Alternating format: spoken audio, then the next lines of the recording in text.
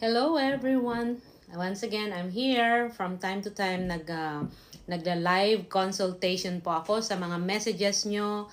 Ang dami-dami kasing messages and I cannot really grasp every one of you. I cannot really sit down each and every one of you para ma-advisean ko kayo in every advice na kailangan ninyo, in every clarification. So I love doing this. Please, before I go further, don't forget to share this video sa mga kakilala nyo. Who knows, para makatulong po ako. Remember this, every time I give consultation, yan po yung aking paninindigan. I don't wanna give you sugar-coated advice. Ayoko rin kayong mapahamak, at the same time, ayoko rin kayong ma-scam. So that is the only main reason why I'm doing this live consultation. So right now, I will try my best not to mention anyone's name. Mayroon akong nakitang TikTok. I'm just gonna say, should my job after graduating in Canada be related to my program?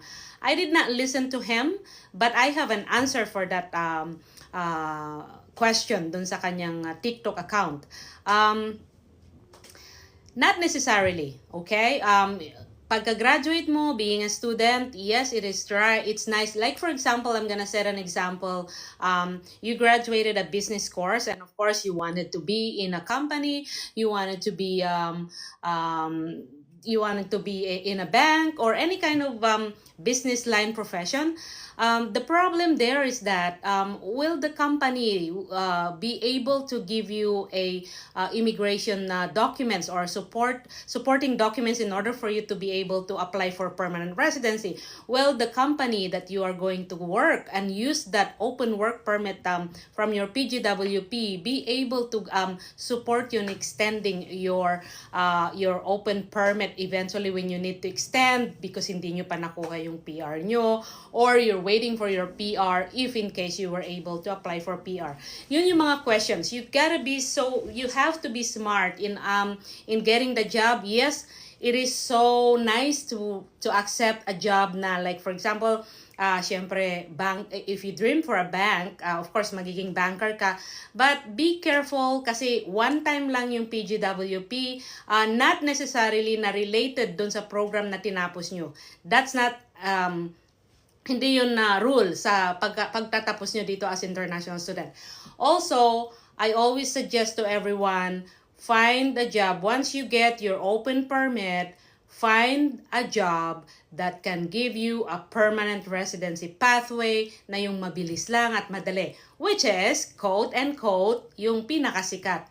Yung not LMIA, yung caregiver. Since open permit na kayo, caregiver or nanny, after you work for 6 months, you could be able to apply for permanent residency together with your family. So, again, it is really like parang after you work for 6 months, you could be able to apply for permanent residency together with your family. So, again, it is really like parang after you work for 6 months,